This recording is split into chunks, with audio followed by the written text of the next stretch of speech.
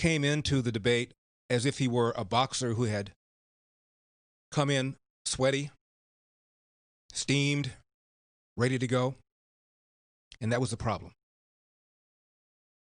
I absolutely get why Donald Trump is so pedo.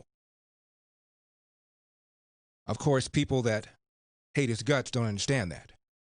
I mean, this is a man who ran for office, was ridiculed at first, demeaned, mocked. He wins.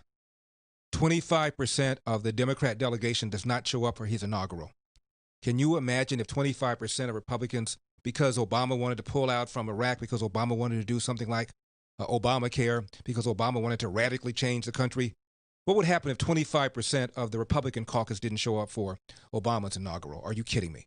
25% of Democrats boycotted Trump's inaugural. Now, this isn't because of Russia-Trump collusion, isn't because of the statements that he made in Charlottesville because he hadn't made them yet.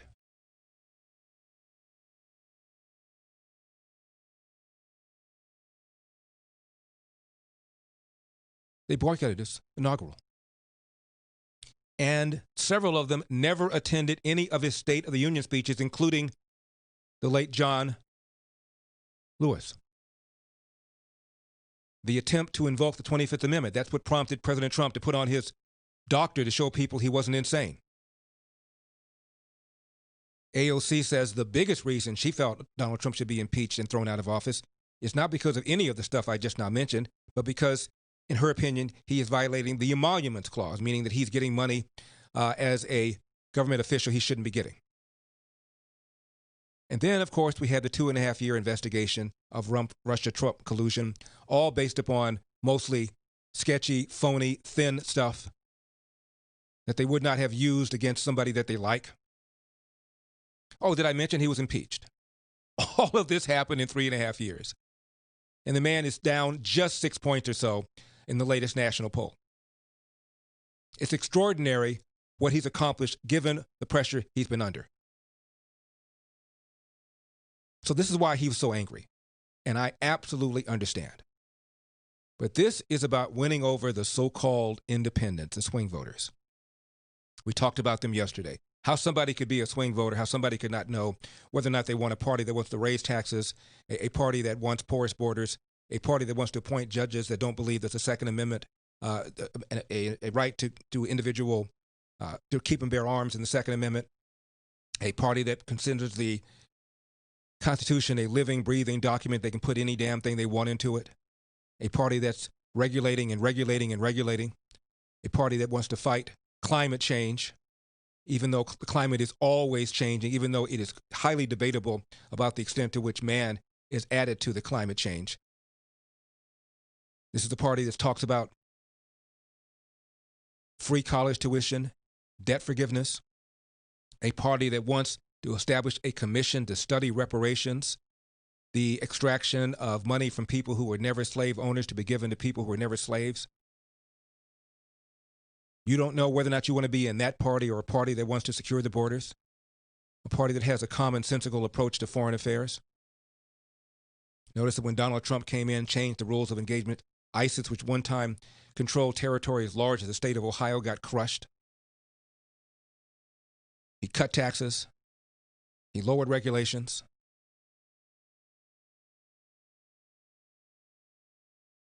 He appointed justices that are going to be loyal to the text and not read in things. If you don't know which of those two parties you want to belong to, I don't know what to say to you. But apparently there are between 6 and 10% or so of Americans who fit that category. In any case, these are the people who are going to decide the election. And if I'm in that group, and I tuned in last night to watch this debate, I'm not sure that I would have voted for either one of these guys. Donald Trump has a record, a proud, solid record of 3.5 years of achievement, despite all of the headwinds I just now mentioned. My goodness. Before the coronavirus pandemic and the shutdown, economy rocking and rolling, low unemployment for all the groups we've talked about, blacks, Asians, women. He signed the First Step Act that allowed some 5,000 at this count people to have their sentences reconsidered. Some 2,000 black people have been released altogether. The sentences have been reduced an average of some 75 months. He signed the Music Modernization Act that will benefit a lot of performers, including performers of color, to use that expression. I mentioned the survivor of Sam and Dave went to the White House on the signing ceremony and was blown away by how this is going to help performers, something that Obama did not sign. He pardoned Jack Johnson, mentioned that yesterday, a 15-year-long effort, something that Obama wouldn't do, George W. Bush wouldn't do, but Trump did. He supports, for crying out loud, choice in school. A Harvard educator named Patrick Wolf was retained by Barack Obama, by Bill Clinton, to evaluate the Arkansas School Choice Program. And he evaluated and approved it and said his analysis of school choice programs around the country, and they're run different ways and have different rules and different regulations, but the ones that are run truly without the rules and regulations that restrict schools, the graduation rates are higher, the parental satisfaction is through the roof, reading and test scores improve. And Donald Trump supports choice, and Joe Biden's party does not, is totally wedded to the teachers union. And Donald Trump did not mention this at all. At all. And I would have mentioned the fact that the school teachers in Philadelphia, the Philadelphia public school teachers, 44% of those who have school-age kids have their kids in private schools. In Chicago, 39% of Chicago public school teachers have their own kids in private school.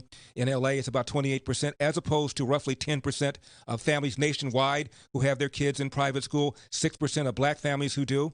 And all these public school teachers with school-age kids are not putting their own kids in a public school. What does that tell you? Trump should have brought that up, didn't do it.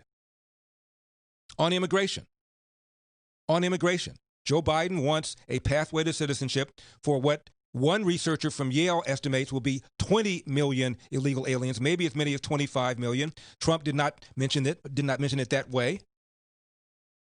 We don't know how many people are here. And when Ronald Reagan did the amnesty, there were far more people who applied for it than the experts said were eligible to apply. He didn't mention it. He didn't mention the study by George Borjas, the Harvard economist, who's probably done more work on the impact of legal and illegal immigration than any other economist.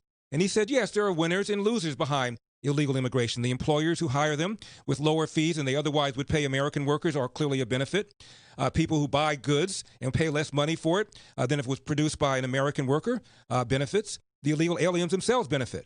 You know who the group is that is hurt the most?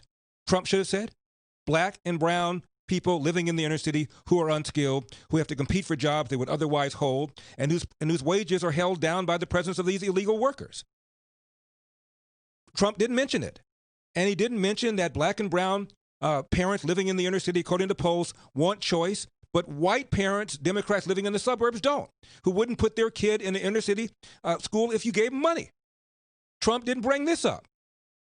And Trump allowed Joe Biden to say that lie one more time, that he claimed that there were very fine people on both sides, referring to neo-Nazis and white supremacists. He said no such thing, and Trump let him get away with it.